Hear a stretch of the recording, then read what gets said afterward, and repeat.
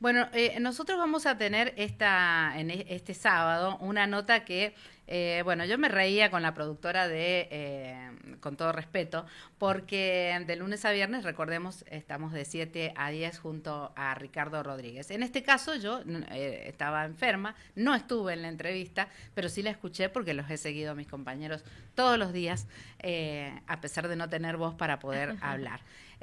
Ya tenía nuestro productor pautada la nota con el ministro de la Suprema Corte, Mario Adaro, y me preguntó qué hacemos, y yo le dije, vamos, porque vamos a seguir, vamos a hablar con él, porque el enfoque de la entrevista de hoy tiene que ver con otra cosa, no estrictamente lo coyuntural, la crítica, porque si hicieron un curso o no lo hicieron, que después, si él quiere, lo puede decir y puede hablar, sino que con Mario Adaro queremos hablar un poco de lo que hemos hablado con otros ministros de la Corte el año pasado, que también los hemos tenido con nosotros, y que tienen que ver ni más ni menos con el rol de la justicia, la necesidad de que no haya avasallamiento y sobre todo el desgaste. Estamos desgastados absolutamente todos hacia la gente, los periodistas, los políticos, los dirigentes sindicales y también la justicia. Eso nos lo va a decir el doctor Mario Adaro y nos va a responder, y le agradecemos muchísimo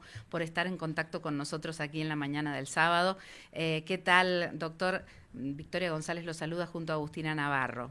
Buen día. Hola Victoria, Agustina, un gusto estar con ustedes y un gusto seguir con los y las oyentes de CN Radio. Bueno, CN Radio. CN Radio Mendoza. Usted- Aquí ha estado ya 2 veces.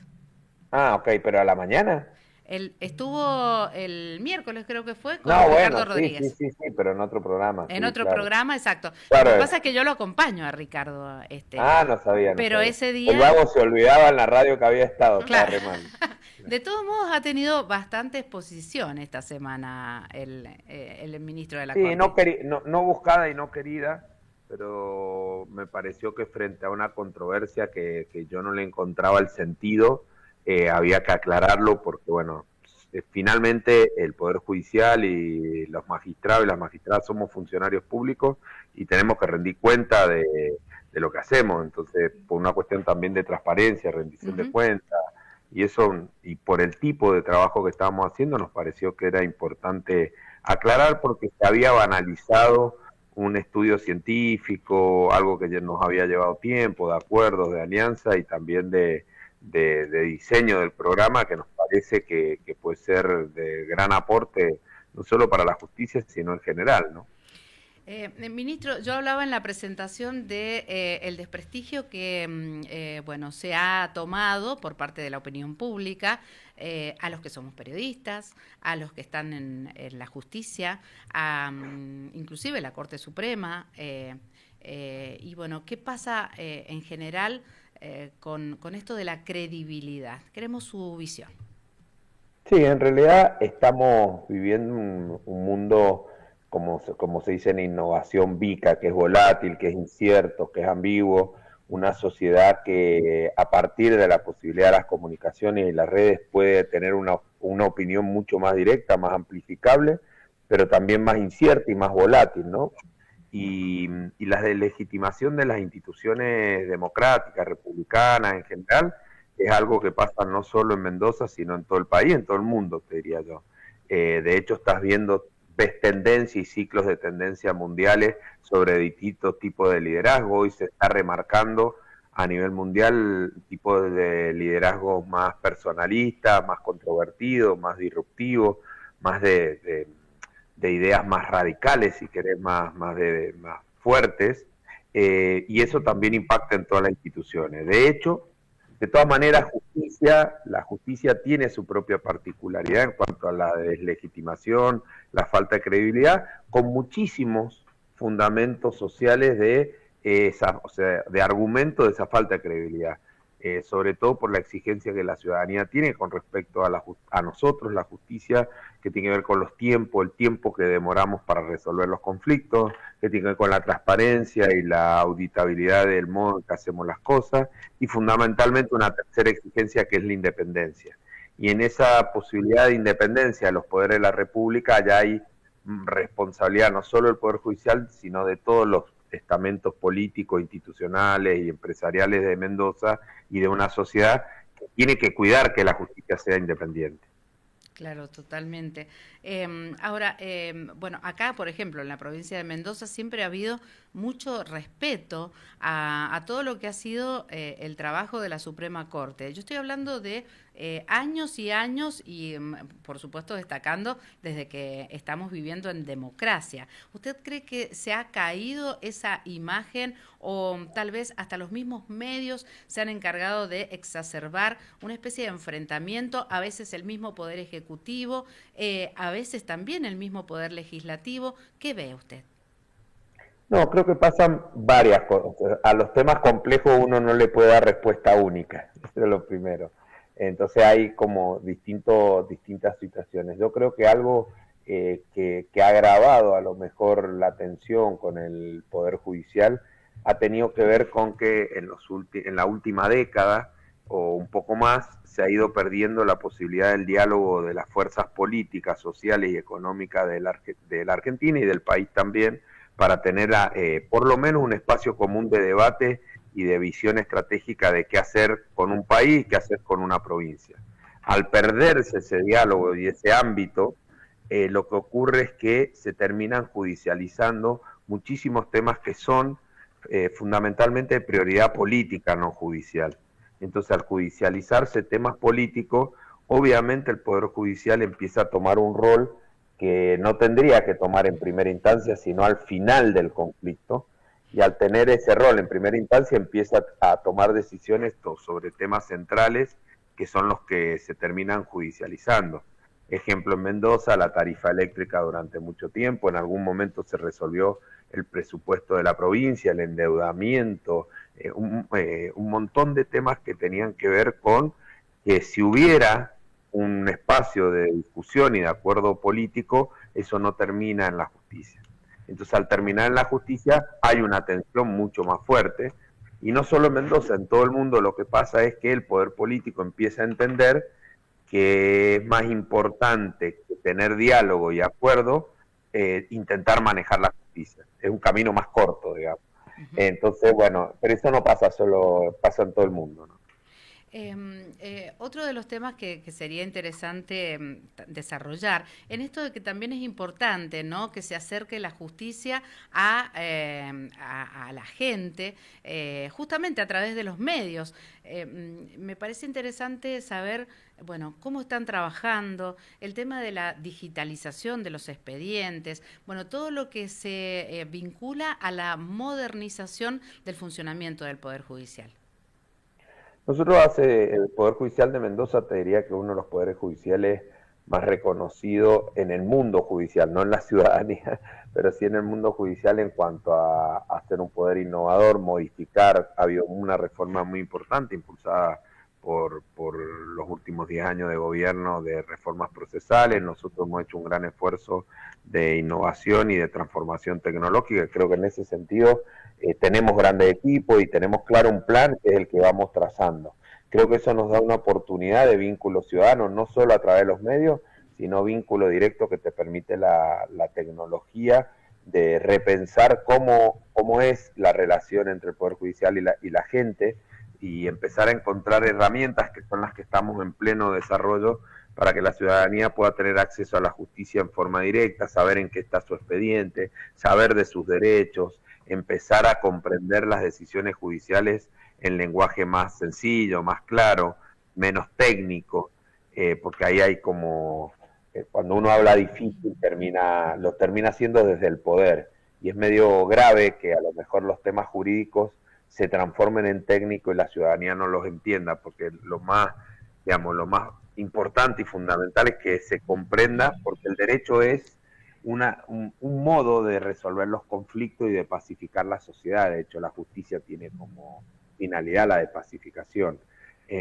frente a los conflictos. Entonces, en eso la tecnología ayuda mucho porque lo hace más transparente, lo hace más vinculable, y estamos haciendo ese tipo de desarrollo en ese sentido. Y después otro tipo de acciones que nos parece interesante. Nosotros a fin de año hicimos una encuesta de intervención callejera, que era un vínculo más con algunos colectivos de artistas de callejeros, de vínculo ciudadano para percepción, que obviamente salió y como entendíamos que iba a salir, pero entendíamos que ese era un puente para que la ciudadanía se expresara.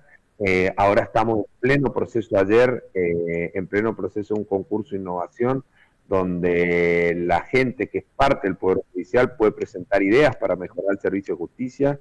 Se presentaron 42 ideas, hemos seleccionado 15 y el día lunes 7 de julio vamos a seleccionar las 3 ganadoras que van a ser implementadas. Es decir, hemos abierto un canal de participación para que el propio integrante del Poder Judicial puedan repensar el modo en que se hace la justicia y se pueda mejorar. Y eso a nosotros nos parece muy importante. Y ya el año que viene pensaremos posibilidad de abrir ese espacio a que la ciudadanía, la gente, la abogacía pueda presentar eso, porque tiene que ser un camino constante de mejora el servicio de justicia, porque siempre va a haber una cuestión de cuestionamiento, porque nosotros finalmente resolvemos conflictos y ese cuestionamiento y legitimación siempre va a estar en juego. Uh-huh. ¿Crees que en este último tiempo quizá este cuestionamiento va en alza al Poder Judicial o al sistema judicial, digo, de parte de la ciudadanía en general? Yo creo que la ciudadanía en general, por eso te digo que es volátil y es complejo, ¿no? Está en cuestionamiento de toda la institucionalidad. Por eso te digo que hoy los liderazgos son más disruptivos y más personalistas que proyectos colectivos. A nivel mundial, te digo, se nota a nivel mundial. Son más personas que proyectos los que lideran por ese tipo de hastío, de rechazo que tiene la ciudadanía con todas las instituciones y entre ellas el Poder Judicial, que es la más compleja porque al Poder Judicial no tiene un proceso de selección, ni de cambio, tiene un proceso de estabilidad porque tiene un argumento, que es la independencia. Entonces, siempre hay una situación de interpelación, pero que es natural, pero que hay que intentar cambiarla todo el tiempo. Mario, vos ves que a veces es justicia si el fallo es a mi favor y no es justicia, los compraron si el fallo no es a mi favor. En cierto modo, a veces la justicia la imparten los propios medios de comunicación, en muchos casos influenciados por otros poderes. No solamente del Estado democrático, sino también influencias que tienen que ver con la dirigencia de cualquier tipo. ¿Esto es así? Mira, te vuelvo a decir, es muy complejo definir justicia en realidad. Creo que es aspiracional, que el Poder Judicial lo que puede hacer es aplicar en su entender en distintas instancias lo que entiende que es la aplicación del derecho y las normas y sobre todo el orden público de los derechos humanos fundamentales, intentar, que se hace muy poco, pero yo creo que es una línea muy interesante, intentar a la hora de resolver lo que les decía más temprano, que es que se pacifique el conflicto en el que trate de justicia. En algún momento la definición es dar a cada uno lo suyo, pero finalmente el valor de justicia, como vos decís, Victoria, tiene que ver con una construcción colectiva, que es lo que entiende el colectivo sobre lo que es justo o no. Y eso, si lo cruzás con redes, con participación, con volatilidad, y bueno, está siempre en crisis qué es justo y qué no. Uh-huh. Sobre todo en estas sociedades, ¿no? Claro. Que va mutándolo. A ver, a lo mejor hace 5 años atrás, una norma que hoy es orden público vigente y es ley, que puede ser el matrimonio igualitario, el reconocimiento a minorías LGBT, el reconocimiento que es parte del orden público de los derechos humanos fundamentales, a lo mejor hoy un sector de la sociedad un poco más numeroso cree que no lo es. Y hay líderes que creen que no tiene que ser. Entonces, ahí es donde empieza a ser un poco de crisis el sistema de lo que se considera justo, ¿no? ¿Cómo es ser miembro de la Corte, en el caso de nuestra provincia, la Suprema Corte? Digo, ¿cómo es compatibilizar esa responsabilidad tan grande con la vida cotidiana? No, bueno, como vos bien decís, una responsabilidad muy grande. Yo en lo particular creo que desde muy joven abracé la vocación de lo público, y del servicio público, y por eso transité distintos lados del mostrador de lo público. Hoy ya llevo 14 años en el Poder Judicial y comprendí que es uno de los poderes del Estado y que aparte de comprometer y resolver y estudiar y estar todo el tiempo en contacto, formación y capacitación para entender la complejidad de los temas que tengo que resolver, también tiene mucho de administración y de gestión. Por eso me he involucrado mucho en los temas de tecnología y de innovación ya hace años, para esto, ¿no? Porque es uno de los 4 o 5 servicios fundamentales públicos.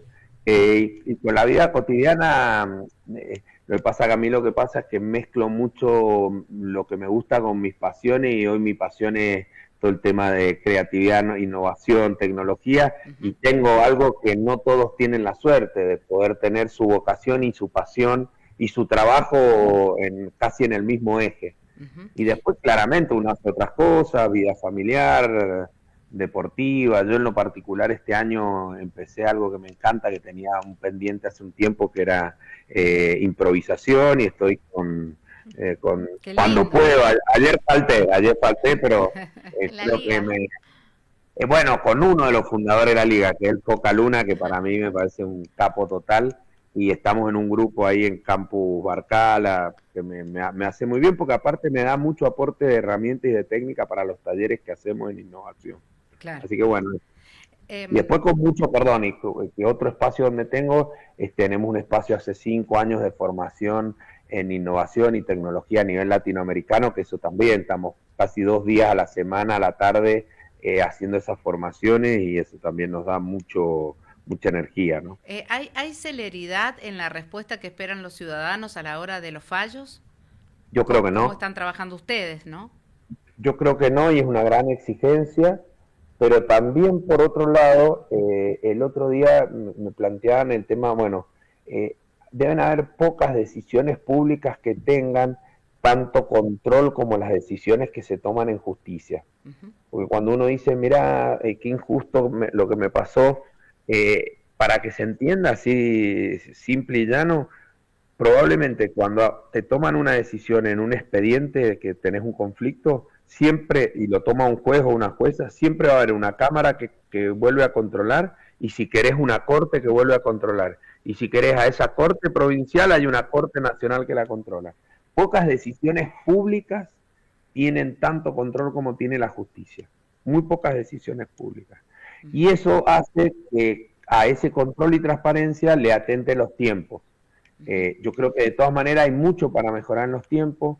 Nosotros ahora estamos haciendo algunos desarrollos muy interesantes, como el beneficio de litigar sin gasto, que era el beneficio que hacía la ciudadanía para demostrar situación de pobreza para no pagar la tasa de justicia. Ese trámite llevaba aproximadamente entre 8 meses y 1 año y medio, y ahora con un sistema que hemos hecho que le pega directamente a una base de datos nacional, se hace en 1 minuto. En 1 minuto uno puede saber la situación económica de alguien que invoca situación de pobreza y poder evitar ese procedimiento. Creo que hay mucho para hacer en temas como familia, alimentos, divorcios, sucesiones, que uno podría achicar, porque hay muchos trámites en el medio que son informes. Entonces, si nosotros con desarrollo y con base de datos más o menos vinculadas podemos resolver mucho de los tiempos de justicia y muchos de los temas que la ciudadanía demora. Ahora estamos con un proyecto de las certificaciones, que es un trámite que hacen ante escribano y escribana y ante la justicia para salir al exterior, que a veces pasan horas, y eso nos duele. Entonces creo que se puede mejorar pequeños, grandes trámites que vayan mejorando la calidad de vida, ¿no?, de los mendocinos. Mario, ¿qué piensa usted respecto de podríamos decir, el título de que cada uno de los jueces pertenecen a un color político, y pareciera que ese color político se mantiene hasta el final, hasta que se jubilan? ¿Es lo correcto? No, a ver, no lo es? ¿O es simplemente una calificación, una bandera que ponemos los medios? De los datos, es parte de los datos de la historia, cada uno de los que ha ido llegando a una institución como la Suprema Corte de Justicia. Pero te vuelvo a decir, no solo se da en Mendoza, se da en el país, se da en el mundo. en naciones como Estados Unidos, la composición de la Corte Americana tiene extracciones, no es porque se partidiza, sino porque algunas o algunos, en mi caso particular, ha ido teniendo una trayectoria en un determinado espacio político, pero no es que uno va a responder eso le quería preguntar, ¿cómo es uno no responde, la uno responsabilidad de ustedes en ese sentido?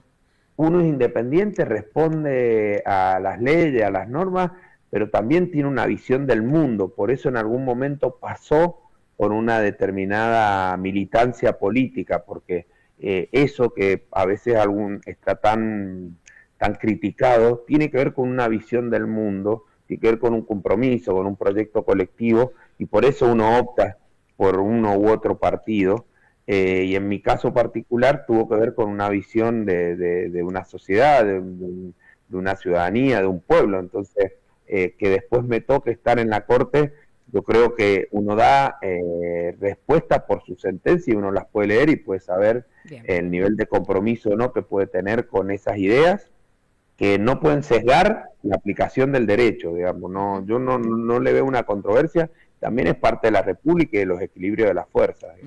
Tenemos que ir cerrando porque, bueno, el tiempo es tirano, ¿no? Pero concretamente, ¿usted tiene estadísticas justamente de qué lado, de qué parte del derecho son la mayor cantidad de casos en que la Suprema Corte tiene que intervenir aquí en la provincia? Hoy no entendí la pregunta. ¿De qué parte, digamos? ¿Cuál es en lo que ustedes más tienen que intervenir? Cuestiones que tienen que ver con el derecho de familia, no, es que tenemos, te diría que ha crecido tanto la litigación que el volumen de causas, si es la pregunta, el volumen de causas, hay un volumen de causas muy alto porque hay mucha litigación en lo penal y en lo laboral. En ambos. En penal, laboral, un poco menos en familia, menos en civil, y después somos único tribunal en todo lo que tiene que ver con las causas contra el Estado, que ahí también tenemos un volumen muy grande, pero te diría penal, laboral y causas contra el Estado sería lo más numeroso. Bien, y respecto de la participación de la mujer. En la participación de la mujer creo que aparte yo tengo si querés, una gran responsabilidad, estoy comprometido con perspectiva, formación, en ese sentido, porque a mí me tocó reemplazar la única mujer que hasta ese momento y era la jurista más importante de Mendoza. Entonces creo que ahora está habiendo un equilibrio más importante, entró Teresa, entró Norma y ahí hay un equilibrio. Sin embargo, en las instancias anteriores hay una gran participación de mujeres que hace que exista una perspectiva de igualdad y de equidad en ese sentido. Bien. Bueno, Mario Adaro... ¿Te puedo hacer una pregunta yo a vos? ¿Cómo? Porque te puedo hacer una pregunta. Pero por supuesto. Recién lo estaba pensando. Vos trabajaste durante muchísimo tiempo a la noche. Totalmente. En la radio. Y ahora trabajás a la mañana. Totalmente. ¿Te cambió la vida en ese sentido? Y sí, va cambiando un poco la vida, pero me parece que es como opciones, ¿no?, que uno toma. De todos modos, algo que a propósito de lo que veníamos conversando, en todo ese tiempo, yo estuve 26 años en Radio Niwil haciendo la conducción del Otro Mundo, ya a pleno desde el año 2000, y siempre, por supuesto, con compañeras queridísimas y compañeros. En este caso, bueno, tengo a una de ellas que es Agustina Navarro, pero digo, en ese entonces lo que digo es, no había mujeres que hicieran la conducción en radio. Ahora sí hay más, un poquito más. No, pero mi pregunta va hacia otro lado, porque hubo tanta controversia con el estudio del sueño, el impacto en la vida humana, que digo, bueno, sí. Vos, por ejemplo, tuviste un trabajo de noche, ahora tenés de día. Claramente tenemos un reloj biológico que te cambia la vida, las decisiones, la forma de pensar, la forma de decidir. Entonces dije, la verdad que hay una de las grandes ramas de la neurociencia, que es la cronobiología, que estudia el sueño, y que uno de los grandes referentes latinoamericanos es Diego Golombek. Digo, la verdad que no podía entender la controversia, entiendo el contexto, entiendo las situaciones sociales, económicas que está viviendo el país y Mendoza, pero la verdad que nunca tomamos dimensión el impacto que iba a tener A mí no me pareció mal que tomaran esto, porque justamente problemas de salud, problemas de aprendizaje, fíjate, de vida. A mí sí, me cambió la vida ahora no trabajar de noche y de trabajar de mañana. Porque Bien, a confesión de parto, relevo de prueba, diría. Sí, por eso a mí no me llamó la atención, ¿no? Para mí no fue ese el tema para hablar con Mario Adaro. Vamos a entrevistar a Victoria González más seguido. Por supuesto que sí, porque no es fácil trabajar de noche y además en el día. Exacto, era así. Hay que decirlo. Un abrazo enorme, Mario. Realmente gracias por esta nota y bueno, por supuesto en cualquier momento volveremos a conversar. Y sí estoy dispuesta a que me pregunten si es lo mismo trabajar de noche que de día. Bueno, muchísimas gracias por el espacio. Un abrazo enorme. Buen sábado, ¿eh? Chao, igualmente. Hasta luego.